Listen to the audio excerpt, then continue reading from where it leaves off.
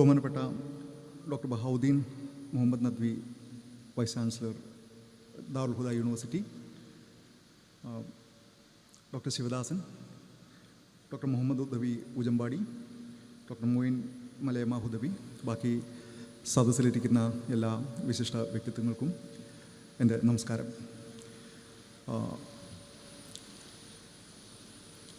മമ്പ്രം തങ്ങളുടെ ആണ്ടുനേർച്ചയോട് അനുബന്ധിച്ച് ആദ്യമായി നടത്തുന്ന ഒരു അക്കാദമിക സെമിനാറിൽ മുഖ്യപ്രഭാഷണം നടത്തുന്നതിന് വേണ്ടി എന്നെ ക്ഷണിച്ചതിലുള്ള അഗാധമായ നന്ദിയും സ്നേഹവും ഞാൻ ഈ അവസരത്തിൽ അറിയിച്ചു കൊള്ളുകയാണ്.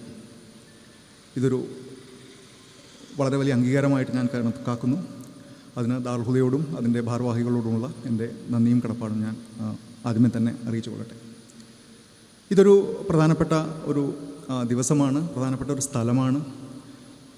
അലവിത്തങ്ങളുടെ വീടിൻ്റെ മുമ്പിൽ വീട്ടുമുറ്റത്ത് നിന്ന് തന്നെയാണ് ഈ ഒരു മമ്പ്രതങ്ങളുടെ ലോകമെന്ന സെമിനാർ മമ്പ്രതങ്ങളുടെ വീട്ടുമുറ്റത്ത് നിന്നാണ് ഈ ഒരു പോസ്റ്ററിൽ തന്നെ പറഞ്ഞിട്ടുള്ളത്. അതുകൊണ്ട് തന്നെ വളരെ പ്രധാനപ്പെട്ട ഒരു സമയമാണ്, വളരെ പ്രധാനപ്പെട്ട ഒരു സ്ഥലമാണ്. മലബാറിൻ്റെ സാമൂഹിക ചരിത്രത്തിൽ അടയാളപ്പെടുത്തപ്പെട്ട ഏറ്റവും പ്രധാനപ്പെട്ട വ്യക്തിത്വങ്ങളുടെ വീടിൻ്റെ മുമ്പിലാണ് അദ്ദേഹത്തിൻ്റെ ഓർമ്മ പുതുക്കുന്ന ഒരു സമയത്താണ് നമ്മളിവിടെ സമ്മേളിച്ചിരിക്കുന്നത്. അതുപോലെ ഈ ഒരു നേർച്ച എന്ന് പറയുന്ന ഒരു ചടങ്ങ്, ആ ഒരു ഉത്സവം, ഒരു സാമൂഹ്യ ശാസ്ത്രജ്ഞനെ സംബന്ധിച്ചിടത്തോളം, ഒരു സാമൂഹ്യ ശാസ്ത്ര വിദ്യാർത്ഥിയെ സംബന്ധിച്ചിടത്തോളം വളരെ പ്രധാനപ്പെട്ട ഒരു അക്കാഡമിക് സൈറ്റാണ്. ഞാനൊരു ചരിത്രകാരനല്ല, ഞാനൊരു സാമൂഹ്യ ശാസ്ത്രജ്ഞനാണ്. സോഷ്യോളജി, ആന്ത്രപ്പോളജി എന്നൊക്കെയുള്ള പേരുകൾ അറിയപ്പെടുന്ന സാമൂഹ്യ ശാസ്ത്ര വിദ്യാർത്ഥിയാണ്. അപ്പോൾ മമ്പുറം തങ്ങൾ എന്നുള്ള ഒരു ചരിത്ര പുരുഷൻ്റെ ഈ ഒരു സമകാലിക പ്രസക്തിയും അദ്ദേഹത്തോട് അനുബന്ധിച്ചുള്ള അദ്ദേഹത്തിൻ്റെ ഓർമ്മകളും അദ്ദേഹത്തിൻ്റെ സ്ഥാപനങ്ങളും, ഈ ദർഗ എന്നുള്ള സ്ഥാപനങ്ങളും അതിനോട് ചുറ്റപ്പെട്ട ഓർമ്മകളും ചടങ്ങുകളും ഏതൊക്കെ രീതിയിലാണ് കേരള സമൂഹത്തിൻ്റെ മാറ്റങ്ങളെ പ്രതിഫലിപ്പിക്കുക എന്നുള്ളതാണ് എൻ്റെ ഒരു പരിപ്രേക്ഷ്യം, എൻ്റെ ഒരു പേഴ്സ്പെക്റ്റീവ് എന്ന് പറയുന്നത്. ഞാനൊരു 20 വർഷമായി കേരള മുസ്ലിം സമൂഹത്തെപ്പറ്റി പഠിക്കുന്നതിന് എൻ്റെ PhD അതിലായിരുന്നു. അപ്പോഴൊക്കെ ഒരു ആനുഷംഗികമായി കടന്നു വരുന്ന ഒരു ചരിത്ര പുരുഷൻ എന്നുള്ളതിൽ കവിഞ്ഞ് കൂടുതൽ വിശാലമായി മമ്പുറം തങ്ങളെ പറ്റിയുള്ള പഠനത്തിന് എനിക്ക് അവസരം ലഭിച്ചിരുന്നില്ല. ഒരു 5-8 മാസം മുമ്പ് ഒരു വിദേശ യൂണിവേഴ്സിറ്റിയിലേക്കുള്ള ഒരു ഫെലോഷിപ്പിന് വേണ്ടിയിട്ടുള്ള ഒരു പ്രപ്പോസൽ തയ്യാറാക്കുന്ന സമയത്താണ് മമ്പുറം തങ്ങളെ പറ്റി കൂടുതൽ പഠിക്കാനുള്ളൊരു അവസരം എനിക്ക് ലഭിക്കുന്നത്. അതിൽ പ്രധാനമായിട്ട് ഞാൻ നോക്കിയൊരു ഏറ്റവും പ്രധാനപ്പെട്ടതെന്ന് എനിക്ക് തോന്നിയ ഒരു സംഗതി, ഈ ഒരു മതസൗഹാർദ്ദം എന്ന് പറയുന്ന ഒരു പ്രക്രിയ, അല്ലെങ്കിൽ മതസൗഹാർദ്ദം എന്ന് പറയുന്ന ഒരു അവസ്ഥ, അതെങ്ങനെ ഉണ്ടാകുന്നു എന്നുള്ളതൊരു വളരെ പ്രധാനപ്പെട്ട ചോദ്യമാണ്. പ്രത്യേകിച്ച് നമ്മുടെ ഇന്ത്യയിലെ ഇന്നത്തെ സമകാലിക സാമൂഹ്യ രാഷ്ട്രീയ കോണ്ടെക്സ്റ്റ് വെച്ച് നോക്കുന്ന സമയത്ത് ഈ ഒരു വിവിധ മതത്തിലും വിവിധ ജാതിയിലും പെട്ട ആൾക്കാർ എങ്ങനെയാണ് സമാധാനത്തോടെ സഹവർത്തിത്വത്തോടെ ജീവിക്കുക എന്നുള്ളതൊരു വളരെ പ്രധാനപ്പെട്ട ഒരു സമസ്യയാണ്. ധാരാളം അക്കാദമിക് പഠനങ്ങൾ നടന്നിട്ടുണ്ട്. കൂടുതൽ പഠനങ്ങൾ നടന്നിട്ടുള്ളത് എങ്ങനെയാണ് കമ്മ്യൂണൽ വയലൻസ് ഉണ്ടാകുന്നത് ഉള്ളതിനെ പറ്റി ആണ്. എങ്ങനെയാണ് എന്തൊക്കെ രീതിയിലാണ് സാമൂഹികമായുള്ള സംഘർഷങ്ങൾ ഉണ്ടാകുന്നത്, അത് ആക്രമണങ്ങളിലേക്കും മരണങ്ങളിലേക്കും കൊലപാതകങ്ങളിലേക്കും എങ്ങനെ പോകുന്നു എന്നുള്ളതിനെ പറ്റി ധാരാളം പഠനങ്ങൾ നടന്നിട്ടുണ്ട്. എന്നാൽ അത്രയും പഠനങ്ങൾ എങ്ങനെ ഈ ഒരു സമാധാനം സംരക്ഷിക്കപ്പെടുന്നു, സമാധാനം എങ്ങനെ കാത്തു സൂക്ഷിക്കപ്പെടുന്നു എന്നുള്ളതിനെക്കുറിച്ച് അത്തരം പഠനങ്ങൾ നടന്നിട്ടില്ല. ഉണ്ട്, പക്ഷേ മറ്റതിൻ്റെ അത്രയും ഇല്ല. അപ്പോൾ വളരെ പ്രധാനപ്പെട്ട ഒരു ബേസിക്കായിട്ടുള്ളൊരു അനുമാനം എന്ന് പറയുന്നത്, ഈ സമാധാനം എന്ന് പറയുന്നതും ഒരു വളരെ നാച്ചുറലായി സ്വാഭാവികമായി ഉണ്ടാകുന്ന ഒന്നല്ല, മറിച്ച് അത് വളരെ ആക്റ്റീവും പാസീവുമായ പലതരത്തിലുള്ള ഇടപെടലുകളിലൂടെ ഉണ്ടായിക്കൊണ്ടിരിക്കുന്ന, എപ്പോഴും ഉണ്ടാക്കപ്പെടേണ്ട ഒരവസ്ഥയാണ് എന്നുള്ളതാണ്. അപ്പോൾ അങ്ങനെ നോക്കുന്ന സമയത്താണ് കേരളത്തിൻ്റെ ഒരു കേരള എക്സെപ്ഷണലിസം, അല്ലെങ്കിൽ കേരളത്തിൻ്റെ ഒരു പ്രത്യേകത എന്ന് ധാരാളം സ്കോളേഴ്സും ബാക്കി ഗവേഷണ പഠിക്കളും എല്ലാം പറഞ്ഞിട്ടുള്ള ഒരു സംഗതി. കാരണം കേരളത്തിൽ ഇന്ത്യയിലെ ബാക്കി പല സ്ഥലങ്ങളെ അപേക്ഷിച്ച് ജനങ്ങൾ കൂടുതൽ സമാധാനത്തോടെയും സൗഹൃദത്തോടെയും ജീവിക്കുന്ന ഒരു കാലിക ഒരു പ്രസൻറ്റ് ടൈമും അതിൻ്റെ ഒരു ഹിസ്റ്ററിയും ഉണ്ട്. അപ്പോൾ അതെന്തുകൊണ്ട് എന്നുള്ളൊരു ചോദ്യം ആണ് എൻ്റെ മനസ്സിൽ ആദ്യമായിട്ട് വന്നത്. അപ്പോൾ അങ്ങനെ നോക്കുന്ന സമയത്താണ് ഈ ഒരു മമ്പ്രം തങ്ങളുടെ കഥ, മമ്പ്രം തങ്ങളുടെ ഒരു പ്രാധാന്യം, മമ്പ്രം തങ്ങൾ ഒരു കമ്മ്യൂണൽ ഹാർമണിയുടെ ഒരു ചിഹ്നമായി, ഒരു പ്രതീകമായും മാറുന്നതിനെ പറ്റിയുള്ള ഒരു ചോദ്യം എൻ്റെ മനസ്സിൽ വരുന്നത്. അപ്പോൾ അതിനെപ്പറ്റിയുള്ളൊരു പഠനമാണ് കഴിഞ്ഞ 3-4 മാസങ്ങളായി ഞാൻ നടത്തിക്കൊണ്ടുവരുന്നത്. അതിന് പല പ്രാവശ്യം 3-4 പ്രാവശ്യം ഇവിടെ വന്നു. എൻ്റെ കൂടെ എന്നെ അതിൽ സഹായിച്ചത് അനീസ് എന്ന് പറയുന്ന ഒരു വിദ്യാർത്ഥിയാണ്. അനീസ് കമ്പളക്കാട്, അദ്ദേഹം ഇവിടെ ഇല്ല. അദ്ദേഹം ദാറുൽ ഹുദയുടെ ഒരു പൂർവ്വ വിദ്യാർത്ഥിയായിരുന്നു. ഇപ്പോൾ IIT ഗാന്ധിനഗറിലെ വിദ്യാർത്ഥിയാണ്. ഞാനും അദ്ദേഹം കൂടി ധാരാളം ആൾക്കാരെ കാണുകയും ധാരാളം വിവരങ്ങൾ ഒരു എത്നോഗ്രഫിക് എന്ന് പറയുന്ന ആന്ത്രപ്പോളജിയുടെ ഒരു പഠന രീതി ഉപയോഗിച്ച് കളക്ട് ചെയ്യുകയും ചെയ്തു. അപ്പോൾ അതിൻ്റെ ഒരു വിശകലനം, വളരെ പ്രാഥമികമായ ഒരു വിശകലനമാണ് ഞാനിവിടെ ഉദ്ദേശിക്കുന്നത്. ഇതൊരു പൂർത്തിയാകാത്തൊരു പഠനമാണ്. അടുത്തൊരു 5-6 മാസങ്ങൾക്കുള്ളിൽ ഞാനത് കംപ്ലീറ്റ് ചെയ്യണമെന്നാണ് എൻ്റെ ഒരു ആഗ്രഹം. അപ്പോൾ ഇതുവരെ കളക്ട് ചെയ്ത വിവരങ്ങൾ വെച്ച് മനസ്സിൽ തോന്നുന്ന ചില കാര്യങ്ങൾ നിങ്ങളുമായിട്ട് പങ്കുവെക്കുക എന്നുള്ളതാണ് ഞാൻ ഇവിടെ ഉദ്ദേശിക്കുന്നത്. അപ്പോൾ ഇവിടെ പ്രധാനമായിട്ടും ഞാൻ നോക്കുന്നത് മമ്പ്രതങ്ങളുടെ ഐതിഹ്യവും ഈ കളിയാട്ടക്കാവും എന്നുള്ള കളിയാട്ടക്കാവ് എന്നുള്ള പേരിലുള്ള ഒരു അമ്പലവും തമ്മിലുള്ള ബന്ധങ്ങളാണ്. കാരണം ഇതൊരു ഹിന്ദു മുസ്ലിം 2 മതവിഭാഗങ്ങൾ തമ്മിലുള്ള, അതിലെ മതവിഭാഗത്തിൽപ്പെട്ട ആൾക്കാർ തമ്മിലുള്ള ആരാധനാ കേന്ദ്രങ്ങൾ തമ്മിലുള്ള ബന്ധത്തിൻ്റെ ഒരു കഥയാണ് ഇതിൽ കൊടുത്തത്. അത് നിങ്ങൾക്ക് എല്ലാവർക്കും അറിയാം എന്ന് തോന്നുന്നു. പക്ഷേ എങ്കിൽ പോലും അറിയാത്ത ആൾക്കാരുണ്ടെങ്കിൽ അവരുടെ ഇതിനു വേണ്ടി ഞാനൊരു 2 മിനിറ്റ് അതിനെപ്പറ്റി പറയാം. ഈ കളിയാട്ടക്കാവ് എന്ന് പറയുന്നത് ഇവിടെ നിന്നൊരു 6 കിലോമീറ്റർ ദൂരെയുള്ള മുന്നിയൂർ എന്ന് പറയുന്ന സ്ഥലത്തുള്ളൊരു കാവാണ്. അപ്പോൾ അതിലെ ദേവിക്ക് ഇരിക്കാനുള്ള സ്ഥലം കാട്ടിക്കൊടുത്തത് മമ്പ്രം തങ്ങളാണ് എന്നുള്ളൊരു ഐതിഹ്യം ഇതിവിടെ നിലനിൽക്കുന്നുണ്ട്. അത് ഹിന്ദു മതത്തിൽപ്പെട്ട എല്ലാവർക്കുമില്ല. കൂടുതൽ കീഴാളർ എന്ന് നമ്മൾ പറയുന്ന ദളിത് വിഭാഗത്തിൽപ്പെട്ട ആൾക്കാരുടെ വാമൊഴിയിലൂടെ പറഞ്ഞ് കഴിഞ്ഞ പല പതിറ്റാണ്ടുകളായി പറഞ്ഞ് വിശ്വസിക്കുന്ന ഒരു ഐതിഹ്യമാണ്. അത് ഈ വാമൊഴിയായി തോറ്റംപാട്ടുകൾ എന്നറിയപ്പെടുന്ന പാട്ടുകളിലൂടെ അത് തലമുറകളിലൂടെ കൈമാറ്റം ചെയ്യപ്പെട്ട് പഴയ തലമുറകളിൽ നിന്ന് പഠിച്ചത് പുതിയ തലമുറകളിലേക്ക് കൈമാറ്റം ചെയ്യപ്പെട്ട് പോകുന്ന ഇതാണ്. അപ്പോൾ അതിലൊരു നമ്മൾ കാണുന്നത് അതിൻ്റെ ഒരു ഐതിഹ്യം അനുസരിച്ച്, അപ്പോൾ ഞാൻ 2 കാര്യങ്ങളാണ്. ഒന്ന്, അതിൻ്റെ ഒരു ഐതിഹ്യമുണ്ട്. മറിച്ച് 2, ഇപ്പോഴും നടന്നു വരുന്ന ചില ചടങ്ങുകളും. ഈ 2ഉം ചേർന്നിട്ടാണ് ഞാൻ ഈ കളിയാട്ടക്കാവും ഈ മമ്പ്രം തങ്ങളുടെ ദർഗയും അല്ലെങ്കിൽ ജാറവും തമ്മിലുള്ള ബന്ധം മനസ്സിലാക്കാൻ നോക്കുന്നത്. അപ്പോൾ അതിൽ ഒരു പ്രധാനപ്പെട്ട ഒന്നാണ് ഈ ഒരു മമ്പ്രം ഈ ദേവിയെ പറ്റിയുള്ള തോറ്റംപാട്ടുകൾ. ഈ ദേവി, ആ തോറ്റംപാട്ടുകളിലൂടെ നമുക്ക് മനസ്സിലാകുന്നത് ഈ ദേവി എന്ന് പറയുന്നത് വളരെ സ്വന്തം ഇച്ഛയ്ക്കനുസരിച്ച് യാത്ര ചെയ്യാൻ താല്പര്യമുള്ള, കഴിവുള്ള, പ്രാപ്തിയുള്ള ഒരു സ്ത്രീ. ആ സ്ത്രീ പല സ്ഥലങ്ങളിലൂടെ അവർക്ക് ഒരു ഇരിപ്പിടം തേടി അലഞ്ഞു നടക്കുന്നു. അവിടെയൊന്നും ഇരിപ്പിടം കിട്ടുന്നില്ല, പലയിടത്തൊന്നും ഓടിക്കപ്പെടുന്നു. അപ്പോൾ അതിനകത്ത് ഒരു തോട്ടംപാട്ടുള്ള ഒരു ഭാഗം ഞാൻ ഞങ്ങൾക്ക് ഇതിൽ കൂടെ കളക്ട് ചെയ്ത ഇതാണ്. അപ്പോൾ അതിൽ ഈ ഭഗവതിയുടെ ഒരു ജ്യേഷ്ഠത്തിയുണ്ട്, പേടിയാട്ട് ഭഗവതി. അപ്പോൾ ആ പേടിയാട്ട് ഭഗവതി ഈ കളിയാട്ടക്കാവിലെ അമ്മയോട്, കുഞ്ഞാഞ്ചീരു എന്നാണ് ആ ദേവിയുടെ പേര്, കുഞ്ഞാഞ്ചീരു എന്ന് പറയുന്ന ഒരു സ്റ്റാൻസയാണ്. ചാലിയത്തെ മരക്കാരായി ചൂത് കളിച്ചിരുന്നീലേ, മമ്പ്രത്തെ തങ്ങളായി സ്വറ പറഞ്ഞിരുന്നീലേ, നേരം വെളുപ്പോളം ചൂതാലും കളിച്ചീലേ, പൊലേൻ്റെ പുലപ്പാലം ഇറങ്ങിയിട്ട് നടന്നീലേ, പൊലേൻ്റെ പുലപ്പറമ്പ് ഇറങ്ങിയിട്ട് നടന്നീലേ, പൊലേൻ്റെ പുലക്കുഴിയിൽ വെള്ളാലും കുടിച്ചീലേ, ഞണ്ടി ഞവിഞ്ഞികളൊക്കെ പെറുക്കിയിട്ട് നടന്നീലേ എന്നുള്ളൊരു ചോദ്യമുണ്ട്. ജ്യേഷ്ഠത്തി അനുജത്തിയോട് ചോദിക്കുന്നതാണ്.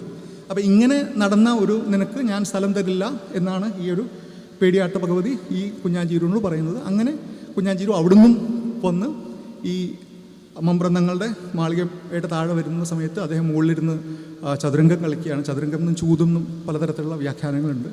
ഇതൊരു വാമൊഴിയിൽ നമുക്കറിയാം ഒന്നും നിയതമായി എഴുതപ്പെട്ടിട്ടില്ല. പലതരത്തിലുള്ള വ്യാഖ്യാനങ്ങൾ കൂട്ടിച്ചേർത്തും മായ്ക്കപ്പെട്ടുമാണ് ഈ വാമൊഴികൾ മുമ്പോട്ട് പോകുന്നത്. അപ്പോൾ അവിടെ ഈ മമ്പ്രതങ്ങൾ ഒരു സ്ത്രീ വന്ന് നിൽക്കുന്നു എന്ന് ചോദിക്കുന്നു, ആരാണെന്ന് ചോദിക്കുന്നു, ഞാൻ ഇന്നയാളാണെന്ന് പറയുന്നു. മുകളിലേക്ക് കയറി വരാൻ പറയുന്നു. എന്നിട്ട് മാളിക മുകളിൽ ഇരുന്ന് അവർ രാത്രി മുഴുവൻ ചൂത് കളിക്കുന്നു, ചതുരംഗം കളിക്കുന്നു. പിറ്റേ ദിവസം രാവിലെ എനിക്കിരിക്കാനൊരു സ്ഥലം വേണമെന്ന് പറയുന്ന സമയത്ത് നീ അവിടെ പോയിരുന്നുള്ളൂ എന്ന് പറഞ്ഞ് അങ്ങോട്ട് പറഞ്ഞു വിടുന്നു. അവിടെ ദേവി പോയിരിക്കുന്നു എന്നുള്ളതാണ് ഈ ഒരു കീഴാള ആഖ്യാനത്തിലുള്ള ഒരു വളരെ പ്രധാനപ്പെട്ട ഒരു കഥാതന്തു. അതിൻ്റെ ഭാഗമായിട്ടാണ് ഈ കളിയാട്ടക്കാവിൻ്റെ ഉത്സവം നടക്കുന്ന സമയത്ത് അതിൻ്റെ ഒരു 17-18 ദിവസം നടക്കുന്ന ഉത്സവത്തിൽ ഒരു പ്രത്യേക ദിവസം, അതായത് ഇടവം 14-ാം തീയതി ഒരു വെള്ളിയാഴ്ച ഈ ഒരു കളിയാട്ടക്കാവിൻ്റെ ഒരു സീക്രട്ട് ജോഗ്രഫിയിൽ നിന്നുള്ള കീഴാള വിഭാഗത്തിൽപ്പെടുന്ന ആൾക്കാർ ഈ കുരുത്തോല കൊണ്ട് കുതിരയുണ്ടാക്കി, പൊയ്ക്കുതിരകളെ ഉണ്ടാക്കി കുതിരക്കളിയാട്ടം എന്ന പേരിൽ ഈ ഒരു പ്രദേശത്തിൻ്റെ പല ഭാഗങ്ങളിൽ നിന്ന് അവിടെ വരികയും ചെയ്തു. അപ്പോൾ അതിൽപ്പെട്ട് ഈ തൃക്കുളം ഭാഗത്തു നിന്നുള്ള ആൾക്കാർ ഇവിടെ വന്ന് ഈ മമ്പ്രന്തങ്ങളുടെ ജാറത്തിന് മുമ്പിൽ ഈ കുതിരക്കളിയാട്ടം നടത്തുകയും മമ്പ്രം തങ്ങളോട് ഞങ്ങൾ ഈ കുതിരക്കളിയാട്ടം നടത്തുന്നതിന് വേണ്ടി ഞങ്ങൾക്ക് അനുവാദം തരണമെന്ന് അഭ്യർത്ഥിക്കുകയും ജാറത്തിനുള്ളിൽ നിന്ന് ഈ തങ്ങളുടെ പ്രതിനിധി എന്ന് ഉള്ള ഒരാൾ നിങ്ങൾക്ക് അനുവാദം തന്നിരിക്കുന്നു, നിങ്ങൾ തുടങ്ങിക്കോളൂ എന്ന് പറയുകയും ചെയ്യുന്ന ഒരു പ്രാക്ടീസ്. അത് കഴിഞ്ഞ പല പതിറ്റാണ്ടുകളായി നടക്കുന്നു. കഴിഞ്ഞ പ്രാവശ്യം നടന്ന് ഞാൻ അത് കാണാനുള്ളൊരു അവസരം എനിക്കുണ്ടായി. അപ്പോൾ ഇതൊരു വളരെ പ്രധാനപ്പെട്ട വളരെ വളരെ വളരെ അധികം എക്സൈറ്റിംഗ് ആയിട്ടുള്ള ഒരു സംഭവമാണ്. ഒരു രണ്ട് അമ്പലങ്ങൾ, ഒരു രണ്ട് ആരാധനാലയങ്ങൾ, അതിൽ ഇത് തമ്മിലുള്ള പരസ്പര ബന്ധത്തിൻ്റെ ഒരു ഐതിഹ്യം, ആ ഐതിഹ്യത്തെ ഊട്ടിയുറപ്പിക്കുന്ന തരത്തിലുള്ള ഇപ്പോഴും നടക്കുന്ന പ്രാക്ടീസുകൾ, അത് ഏത് രീതിയിലാണ് മാറ്റപ്പെടുന്നത്, ഏത് രീതിയിലാണ് ആ കഥകൾ വീണ്ടും വീണ്ടും പറയപ്പെടുന്നത്, ഏത് രീതിയിൽ അതിൻ്റെ മാറ്റങ്ങൾ വരുന്നു എന്നുള്ളതാണ് എൻ്റെ ഒരു പഠന കേന്ദ്രം എന്ന് പറയുന്നത്. അപ്പോൾ ഇതിനെ ഞാൻ മനസ്സിലാക്കുന്നത് ഒരു സാമൂഹ്യ ശാസ്ത്രജ്ഞൻ എന്നുള്ള നിലയിൽ ഞാൻ ഇതിനെ 3 തലങ്ങളിലായിട്ടാണ് മനസ്സിലാക്കുന്നത്. മൂന്ന് വലിയ പശ്ചാത്തലങ്ങൾ. ഒന്ന്, കേരളത്തിലെ മുസ്ലിം സമുദായത്തിൽ ഉണ്ടായിട്ടുള്ള കഴിഞ്ഞ കുറച്ച് പതിറ്റാണ്ടുകളായി ഉണ്ടായിട്ടുള്ള മാറ്റങ്ങളുടെ പശ്ചാത്തലത്തിൽ. രണ്ടാമത്തേത് കേരളത്തിലെ ഹിന്ദു സമൂഹത്തിൻ്റെ ഉള്ളിലുണ്ടായിട്ടുള്ള മാറ്റങ്ങളിൽ. മൂന്നാമത്തേത് ഒരു പൊതുമണ്ഡലം എന്ന് നമ്മൾ പറയാവുന്ന, ഒരു പബ്ലിക് ഡൊമൈൻ എന്ന് നമ്മൾ പറയാവുന്ന ഒരു പൊതുമണ്ഡലത്തിൽ ഉണ്ടായിട്ടുള്ള മാറ്റങ്ങൾ എന്നാണ് ഉദ്ദേശിക്കുന്നത്. ഇതിലേക്ക് ഞാൻ തിരിച്ചു വരാം. കേരളത്തിൽ നിങ്ങൾക്കറിയാം, നിങ്ങൾക്ക് എല്ലാവർക്കും അറിയുന്നതാണ്, ഈ ഒരു കേരളത്തിലെ മുസ്ലിം സംഘടനകളുടെയും ഒരു സുന്നി, മുജാഹിദ്, ജമാഅത്തെ ഇസ്ലാമി സംഘടനകൾ തമ്മിലുള്ള ആശയ വൈരുദ്ധ്യങ്ങളും ആശയ സംഘർഷങ്ങളും അത്തരം കാര്യങ്ങൾ ഞാൻ പറയുന്നില്ല. പക്ഷേ നിങ്ങൾക്കറിയാവുന്നതാണ്, കേരളത്തിലെ 1920-കൾക്ക് ശേഷം ഈ സലഫി പ്രസ്ഥാനം മുമ്പോട്ട് വരുന്നു. ഒരു റിഫോമിസം എന്നുള്ള പേരിൽ അത് ഈ കേരളത്തിൽ നടന്നു വന്നിരുന്ന മുസ്ലിം ആരാധനക്രമങ്ങളെയും പലതരത്തിലുള്ള പ്രാക്ടീസുകളെയും നിശിതമായി വിമർശിച്ചുകൊണ്ട് നവോത്ഥാനത്തിൻ്റെ ഒരു ഭാഷ മുമ്പോട്ട് വെക്കുന്നു. അത് സുന്നി പണ്ഡിത സമൂഹങ്ങളും സുന്നി പരമ്പരാഗത സമൂഹങ്ങളും അതിനെ ചെറുക്കുന്നു. അത്തരത്തിലുള്ള ധാരാളം മാറ്റങ്ങൾ നമ്മൾ കണ്ടിട്ടുണ്ട്. അത് വിശദമായി പഠിച്ച ഒരാൾ എന്നുള്ള നിലയിൽ ഞങ്ങൾ അതിനെ ഒരു 80-കൾ കഴിഞ്ഞൊരു 90-കളോടുകൂടി ഇത്തരത്തിലുള്ളൊരു മാറ്റങ്ങൾക്കൊരു വളരെ പ്രകടമായ മാറ്റം സംഭവിക്കുന്നുവെന്നും 90-കളോടുകൂടി ഒരു തരത്തിലുള്ള അസേർട്ടീവായിട്ടുള്ള നിയോ ട്രഡീഷണലിസം, വളരെ ദൃഢമായ തരത്തിലുള്ള ഒരു പാരമ്പര്യവാദം മുന്നോട്ട് വെക്കപ്പെടുന്നു എന്ന് ഞങ്ങളൊരു ആർട്ടിക്കിളിൽ പറയുകയുണ്ടായി. കാരണം ഇതുവരെ ഉണ്ടായിരുന്ന സലഫി അല്ലെങ്കിൽ ഉഷ്പതികൾ എന്ന് പറയുന്ന ആൾക്കാരുടെ വിവാദങ്ങൾക്ക്, അവരുടെ വിമർശനങ്ങൾക്ക് മറുപടി പറയുന്നതിനപ്പുറം അവരുടെ വിമർശനങ്ങളെ കാര്യമായി തുറന്നെതിർക്കാനും അവരുടെ ആഖ്യാനങ്ങളിലെ പാളിച്ചകൾ തുറന്നു കാണിക്കാനും, മറിച്ചൊരു വളരെ ശക്തമായ തിയററ്റിക്കലും രീതിശാസ്ത്രപരവുമായ വ്യാഖ്യാനങ്ങൾ ഇവിടെ നിന്ന് ഉണ്ടാക്കാനുമുള്ള ഒരു ശ്രമം സുന്നി സമൂഹത്തിന് മുമ്പിൽ നിന്ന് അടുത്തുനിന്ന് ഉണ്ടായി. അതിൽ വളരെ പ്രധാനപ്പെട്ട കോൺട്രിബ്യൂഷൻ നടത്തിയത് പലരുമുണ്ട്. അതിൽ ഏറ്റവും ഏറ്റവും ആദ്യം വരുന്നത് സൈനുദ്ദീൻ മന്നലാംകുന്ന് എന്ന് പറയുന്ന ഒരു ഗവേഷകനാണ്. അപ്പോൾ അത് അവരുടെ പ്രധാനപ്പെട്ട ഒരു ആരോപണം, അല്ലെങ്കിൽ അവരുടെ പ്രധാനപ്പെട്ട ഒരു ക്രിറ്റിസിസം എന്ന് പറയുന്നത്, ഈ ഒരു സലഫി പ്രസ്ഥാനം മുമ്പോട്ട് വെക്കുന്ന തരത്തിലുള്ള രീതിശാസ്ത്രം ഒരു കൊളോണിയൽ പാശ്ചാത്യ അല്ലെങ്കിൽ കൊളോണിയൽ ആധുനികതയുടെ അനുകരണമാണ്. ആ അനുകരണം വെച്ച്, ആ ഒരു രീതിശാസ്ത്രവും തിയറിയും വെച്ച് കേരളത്തിലെ പാരമ്പര്യ മുസ്ലിങ്ങളെ അല്ലെങ്കിൽ ഇസ്ലാമിനെ മനസ്സിലാക്കാൻ സാധിക്കില്ല. അത് അതിലും വളരെ വളരെ കൂടുതലാണ്, വലുതാണ്, വ്യാപ്തിയുള്ളതാണ് എന്നുള്ള വാദമായിരുന്നു മുമ്പോട്ട് വെച്ചത്. അതുകൊണ്ട് തന്നെ നമുക്ക് കാണാവുന്നതാണ്, കഴിഞ്ഞൊരു 10, 15 അല്ലെങ്കിൽ 20 വർഷത്തിനുള്ളിൽ കേരളത്തിലെ പരമ്പരാഗത മുസ്ലിങ്ങൾക്കിടയിലുണ്ടായ വലിയ വിസ്മയകരമായ മാറ്റങ്ങളുണ്ടായിട്ടുണ്ട്. ഭൗതിക രംഗത്തും വിദ്യാഭ്യാസ രംഗത്തും ഉള്ള മാറ്റങ്ങളുണ്ടായിട്ടുണ്ട്. അത് ധാരാളം ഗവേഷകർ ഒരു തരത്തിലുള്ള ഏകീകരണം, പണ്ട് സലഫികൾ പറഞ്ഞിരുന്ന പല കാര്യങ്ങളിലേക്കുള്ള ഒരു ഏകീകരണം എന്നുള്ള രീതിയിൽ ചൂണ്ടിക്കാണിക്കാറുണ്ട്. അതുപോലെ തന്നെ ഒരു കേരളത്തിൻ്റെ മൊത്തം കഴിഞ്ഞ 50 വർഷത്തെ ചരിത്രത്തോട് ചേർന്ന് നിൽക്കുന്ന അത്തരത്തിലൊരു ലാർജ് സ്കെയിൽ മാറ്റത്തിനോട് ചേർന്ന് നിൽക്കുന്ന മാറ്റങ്ങളാണ് സുന്നി സമൂഹത്തിൽ ഉണ്ടായിട്ടുള്ളതെന്നും ആൾക്കാർ കണ്ടെത്തിയിട്ടുണ്ട്, അല്ലെങ്കിൽ അതിനെപ്പറ്റിയുള്ള കാര്യങ്ങൾ പറഞ്ഞിട്ടുണ്ട്.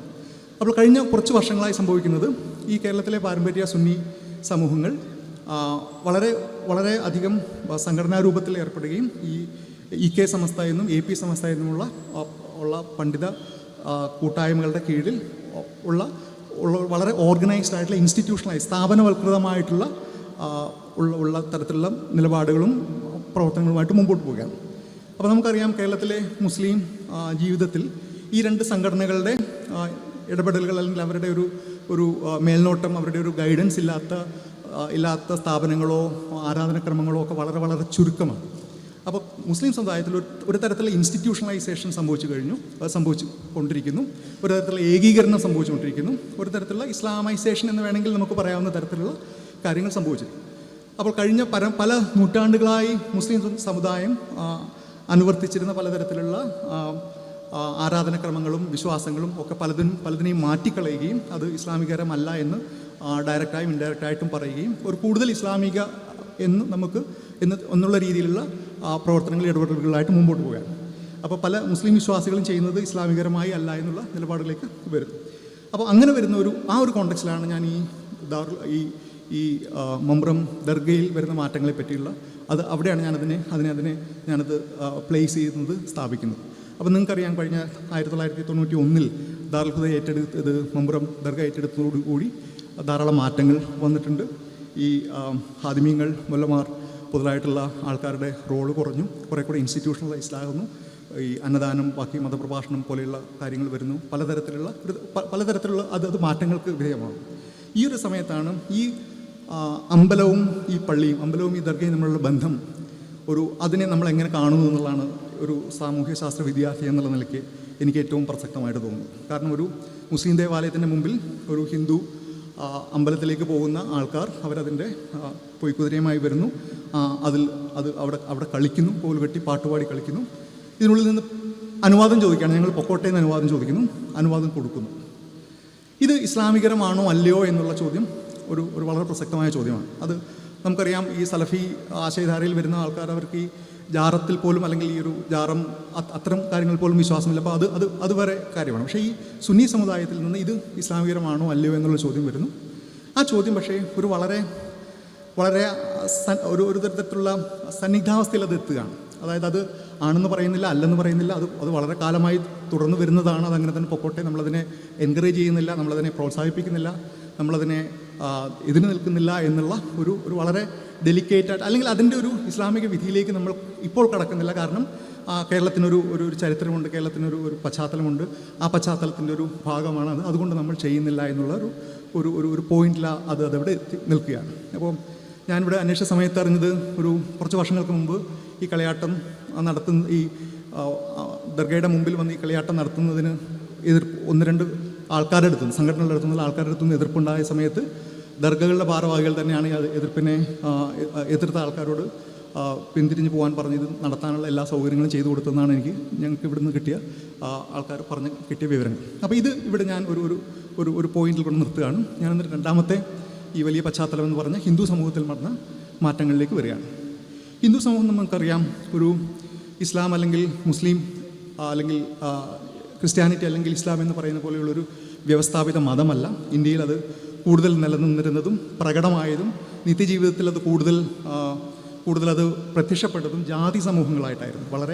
വളരെ പ്രാദേശികമായ രീതിയിലുള്ള ജാതി സമൂഹങ്ങൾപ്പെട്ടിട്ടായിരുന്നു. ഒരു ശ്രേണീകൃതമായ രീതിയിൽ ഉച്ചനീചത്വങ്ങളോടുകൂടി മിക്കവാറും ബ്രാഹ്മണർ ഈ ഒരു ശ്രേണിയുടെ ഏറ്റവും മുകളിലും താഴെ ഇന്ന് നമ്മൾ ദളിതെന്ന് വിളിക്കപ്പെടുന്ന, നേരത്തെ ഹരിജനങ്ങളെന്നും പല രീതിയിൽ വിളിക്കപ്പെടുന്ന ആൾക്കാർ ഏറ്റവും താഴെയും ആയിട്ടുള്ളൊരു സാമൂഹിക ബന്ധമായിരുന്നു ഈ ഹിന്ദു സമൂഹങ്ങളിൽ ഉണ്ടായിട്ടുള്ളത്.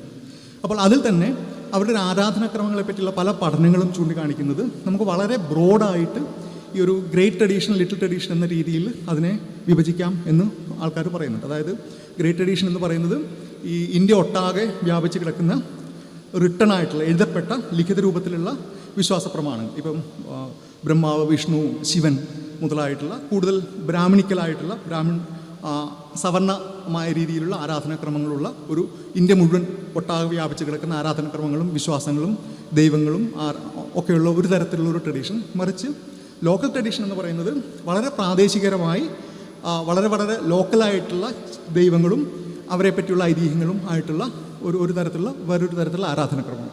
ഇവിടെ കൂടുതൽ ആരാധനാക്രമങ്ങൾ ബ്രാഹ്മണികമായ രീതിയിലായിരിക്കില്ല. പലപ്പോഴും മദ്യം നിവേദിക്കുന്നുണ്ടാവും, പലപ്പോഴും കോഴിവെട്ട് പോലെയുള്ള മൃഗബലികളുണ്ടാവും. അപ്പോൾ ഇത്തരത്തിലുള്ള ഈ രണ്ട് ലെയേഴ്സ് അല്ലെങ്കിൽ രണ്ട് ലെവലിലുള്ള ആരാധനാക്രമങ്ങൾ ഹിന്ദു സമൂഹത്തെ പറ്റി പറയുന്നുണ്ട്.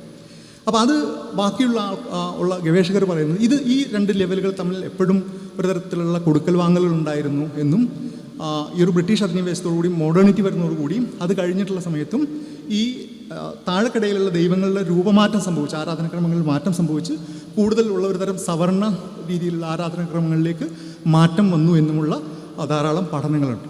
അത് ഒരു ഹിന്ദുമതത്തിൽ മാത്രമായി സംഭവിച്ചതല്ല, മറിച്ച് ഒരു ഇന്ത്യൻ ഭരണകൂടത്തിൻ്റെ, ഒരു സ്റ്റേറ്റിൻ്റെ കൂടി ഒരു പ്രൊജക്റ്റായിരുന്നു.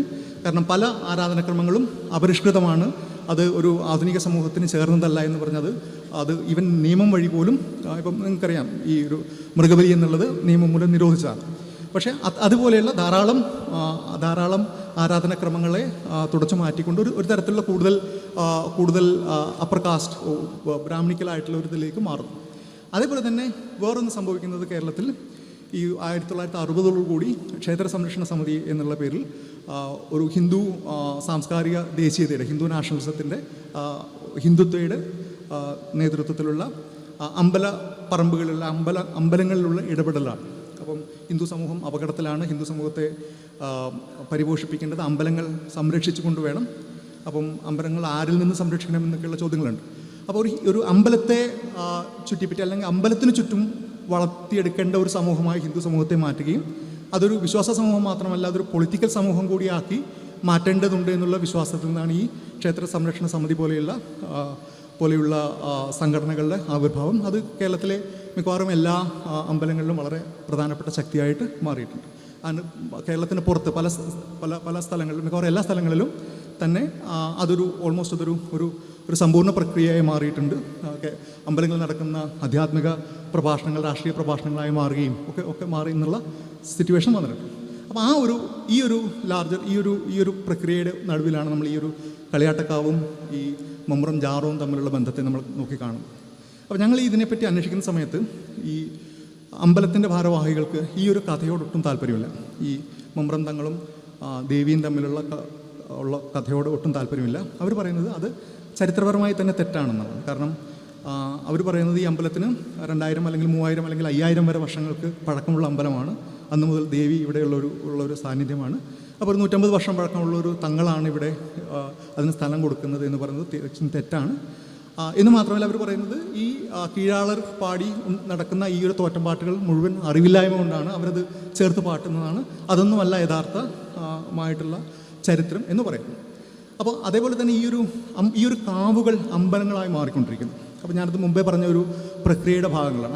അത് കേരളത്തിലും ഇന്ത്യയിലും മുഴുവൻ നടക്കുന്ന ഒരു അമ്പലവൽക്കരണം എന്നൊക്കെ പറഞ്ഞ് എൻ്റെ ഒരു സുഹൃത്ത് രൂപേഷ് അതിനെപ്പറ്റി പഠനങ്ങൾ നടത്തിയിട്ടുണ്ട്. എങ്ങനെയാണ് വളരെ ലോക്കലൈസ്ഡ് ആയിട്ടുള്ള കാവുകൾ ഈ ഒരു ബ്രാഹ്മണിക ആരാധനാക്രമങ്ങളിൽ വരാത്ത തരത്തിലുള്ള കാവുകൾ ഇത്തരത്തിലുള്ള ഒരു ബ്രാഹ്മണികമായിട്ടുള്ള ആരാധനാക്രമങ്ങളുള്ള അമ്പലങ്ങളായി മാറുന്നു, ശുദ്ധാശുദ്ധങ്ങളും ബാക്കി കാര്യങ്ങളും ഒക്കെയുള്ള അമ്പലങ്ങളായി മാറുന്നു എന്നുള്ളതിനെപ്പറ്റി ധാരാളം പഠനങ്ങൾ നടക്കുന്നുണ്ട്.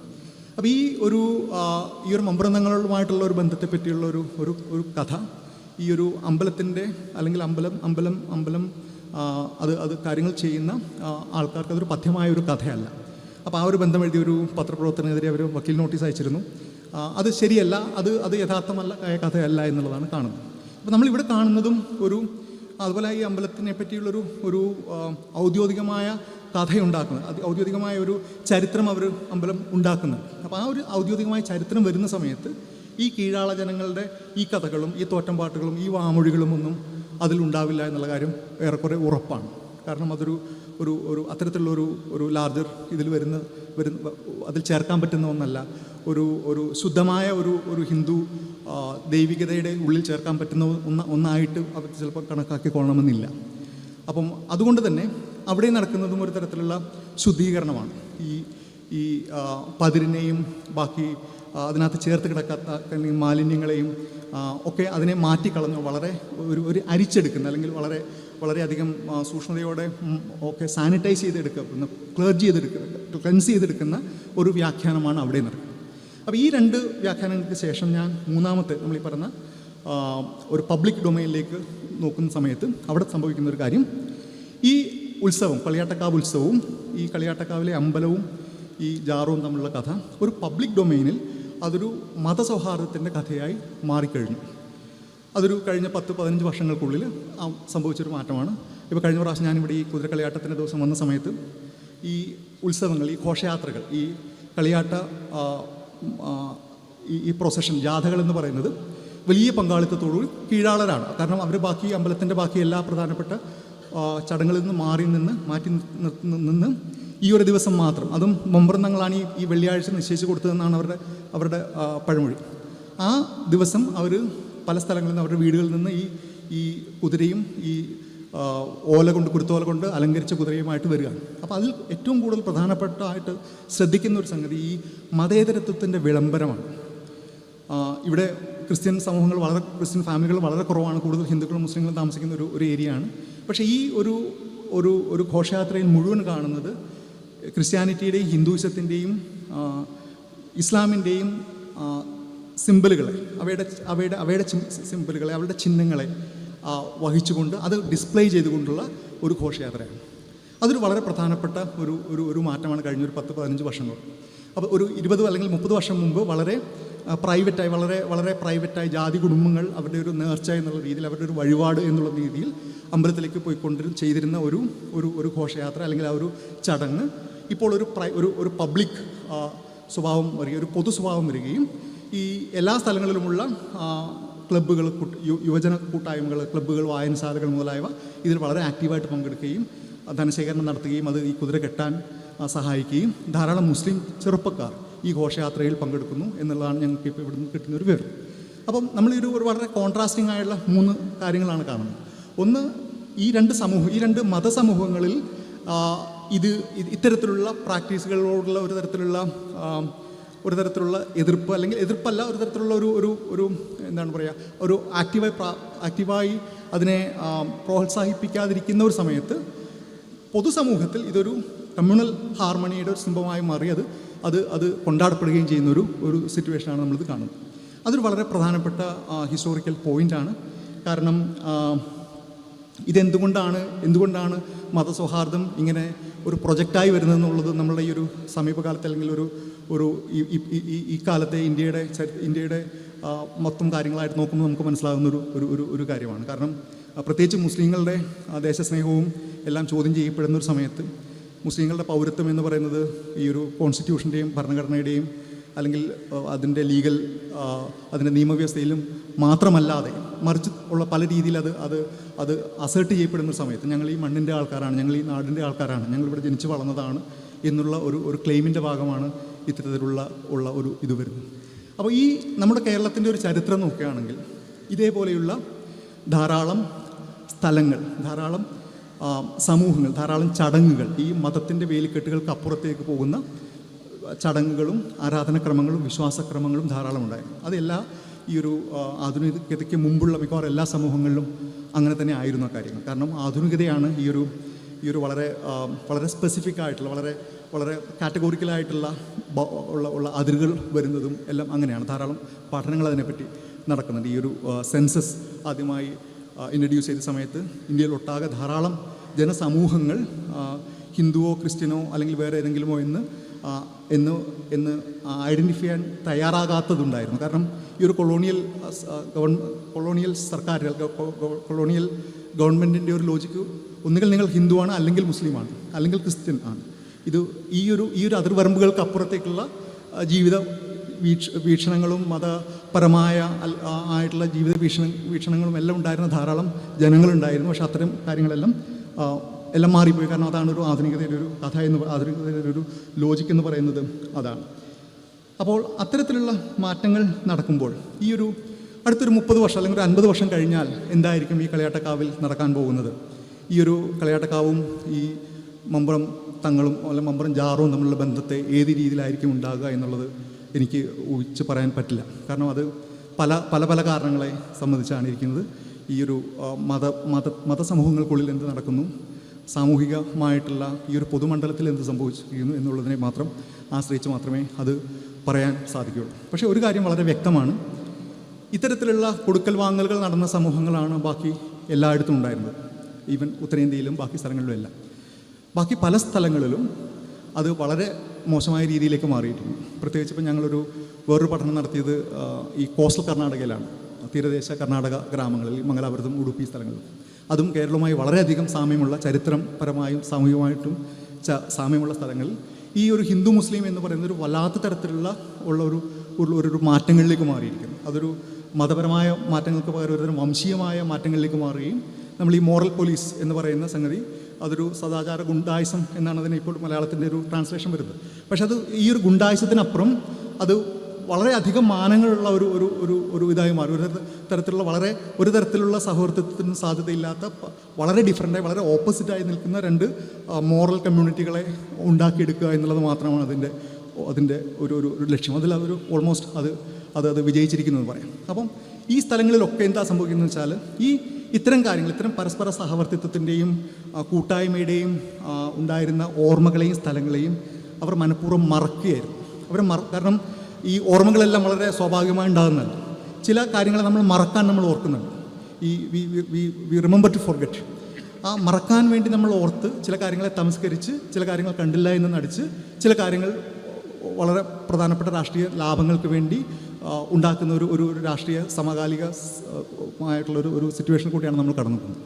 അതുകൊണ്ട് തന്നെ മമ്പ്രം തങ്ങളുടെ ഈ ഒരു ജാറും അതുമായിട്ട് ബന്ധപ്പെട്ട ചടങ്ങുകൾ, ഈ അമ്പലമായിട്ടുള്ള കാര്യങ്ങൾ, അതൊരു ശരിക്കും ഒരു കേരളത്തിൻ്റെ ഒരു പൈതൃകം, ഒരു സാംസ്കാരിക പൈതൃകത്തിൽ ഏറ്റവും പ്രധാനപ്പെട്ട ഉൾച്ചേരുവകളാണ് കാരണം കേരളത്തിൻ്റെ ചരിത്രം അതാണ് കാണിക്കുന്നത്. ഒരു സമൂഹം പലതരത്തിൽ പല സമയങ്ങളിൽ പല മതങ്ങൾ വരുന്നു. അത് ചെറിയ ചെറിയ പ്രശ്നങ്ങളും അക്രമങ്ങളും ഉണ്ടായിട്ടുണ്ടെങ്കിൽ പോലും സഹവർത്തിത്വത്തോടെ നടന്ന ഒരു കാലം എന്നുള്ളത്. അപ്പോൾ ആ ഒരു സഹവർത്തിത്വം അന്ന് നടന്നതിൻ്റെ ഒരു പ്രധാന കാരണം ഈ പരസ്പരം ഇഴചേർന്ന് ജീവിക്കാൻ പറ്റിയ സാമൂഹിക, രാഷ്ട്രീയ, സാമ്പത്തികമായ സ്ഥലങ്ങളോട് കൂടെ തന്നെ ഒരു തരത്തിലുള്ള ഷെയർഡ് സേക്രഡ് പ്ലേസുകൾ എന്ന് നമുക്ക് പറയാൻ പറ്റുന്ന, സഹകരിക്കാവുന്ന സേക്രഡായിട്ടുള്ള സ്ഥലങ്ങൾ കൂടി ഉണ്ടായിരുന്നു. അപ്പോൾ അതിന് എന്താകും, അതിൻ്റെ ഒരു ഭാവി എന്താകും എന്നുള്ളത് ഒരു ചോദ്യചിഹ്നമായിട്ട് മുമ്പോട്ട് നിൽക്കുകയാണ്. കാരണം ഈ ഒരു മതങ്ങളിൽ നടക്കുന്ന പ്രക്രിയകൾ കൂടുതൽ ഒരു തരത്തിലുള്ള പ്യൂരിഫിക്കേഷനിലേക്കാണ് പോകുന്നത്. അത് അങ്ങനെ അല്ലാതിരിക്കാൻ അതിന് പറ്റുകയില്ല. അപ്പോൾ അങ്ങനെയുള്ള സന്ദർഭത്തിൽ ഏത് രീതിയിലായിരിക്കണം നമ്മളൊരു കേരളത്തിൻ്റെ പൈതൃകത്തെ നോക്കിക്കാണുന്നത് എന്നുള്ളത് വളരെ വളരെ പ്രധാനപ്പെട്ടതാണ്. കാരണം കേരളത്തിൻ്റെ ഇന്നലകളും കേരളത്തിൻ്റെ ഇന്നും കേരളത്തിൻ്റെ നാളുകളും ഏത് രീതിയിലായിരിക്കണം എന്ന് രൂപീകരിക്കുന്ന ഇത്തരത്തിലുള്ള സ്ഥലങ്ങളെയും ആചാരങ്ങളെയും പ്രാക്ടീസുകളെയും വിശ്വാസങ്ങളെയും മിത്തുകളെയും നമ്മളെങ്ങനെ മുമ്പോട്ട് കൊണ്ടുപോകുന്നു എന്നുള്ളതിനെ ആശ്രയിച്ചിരിക്കും. അപ്പോൾ ഞാൻ എൻ്റെ വാക്കുകൾ ചുരുക്കുകയാണ്. മമ്പ്രം തങ്ങൾ എന്നുള്ള ഒരു വ്യക്തി, എന്നുള്ള ചരിത്ര വ്യക്തി എന്നെ സംബന്ധിച്ചിടത്തോളം വളരെ വളരെ പ്രധാനപ്പെട്ട ഒരു ചരിത്ര പുരുഷനാണ്. അദ്ദേഹം ഇതേപോലെ ഒരു ദേവിയോട് ചൂത് കളിച്ച് ഇരിക്കാൻ സ്ഥലം കൊടുത്ത ഒരാളാണ്. ഇപ്പോഴും പതിറ്റാണ്ടുകൾ കഴിഞ്ഞിട്ടും കേരളത്തിലെ കീഴാള ജനങ്ങൾ ആരാധനയോടെ നോക്കി കാണുന്ന, അവരിപ്പോഴും വളരെ വളരെ ആരാധനയോടെ ഇവിടെ വന്ന് അദ്ദേഹത്തിന് മുമ്പിൽ പ്രാർത്ഥിക്കാൻ പാകത്തിന് എന്തൊക്കെയോ ചെയ്ത ഒരു വ്യക്തിത്വമാണ്. അത്തരത്തിലുള്ള ഓർമ്മകളും അത്തരത്തിലുള്ള ബിംബങ്ങളും അത്തരത്തിലുള്ള ഐതിഹ്യങ്ങളും കൂടെ നിറഞ്ഞ ഒരു പാരമ്പര്യമാണ് കേരളത്തിൻ്റെ. ആ ഒരു പാരമ്പര്യമാണ് ശരിക്കും കേരളത്തിലെ ഒരു മതസൗഹാർദ്ദത്തിൻ്റെ ഒരു പ്രധാനപ്പെട്ട സോഴ്സ് എന്ന് ഞാൻ കരുതുന്നു. അത് ഈ ഒരു മതസമൂഹങ്ങൾക്കുള്ളിൽ തന്നെ ഈ പരസ്പര സ്നേഹത്തോടെ കഴിയാനുള്ള എന്തൊക്കെയോ തരത്തിലുള്ള എത്തിക്കലായിട്ടുള്ള, മോറലായിട്ടുള്ള റിസോഴ്സുകളുണ്ട്, അത്തരത്തിലുള്ള ഘടകങ്ങളുണ്ട്. അത് ഇതുവരെയുള്ള നമ്മളുടെ ജീവിതത്തെ അത് വല്ലാത്ത രീതിയിൽ അത് സ്വാധീനിച്ചിട്ടുണ്ട്. ഇനിയും അത് മുമ്പോട്ടത് പോകണമെന്ന് കരുതുന്നു. അപ്പോൾ ഈ ഒരു വേദിയിൽ വരാനും നിങ്ങളോട് സംസാരിക്കാനും എൻ്റെ ഒരു ചെറിയ ചിന്തകൾ, ഞാൻ പറഞ്ഞ പോലെ അതൊരു പൂർണ്ണമായിട്ടും രൂപീകരിക്കപ്പെടാത്ത വളരെ വളരെ ചിതറിക്കിടന്ന ചിന്തകൾ നിങ്ങളോട് പങ്കുവെക്കാനും ഒരു അവസരം തന്ന ദാർഹുദയുടെ ഭാരവാഹികൾക്ക് നന്ദി പറയുന്നു. ഇതുവരെ എന്നെ കേട്ടിരുന്ന എല്ലാവർക്കും നന്ദി പറഞ്ഞുകൊണ്ട് നിർത്തുന്നു. നമസ്കാരം.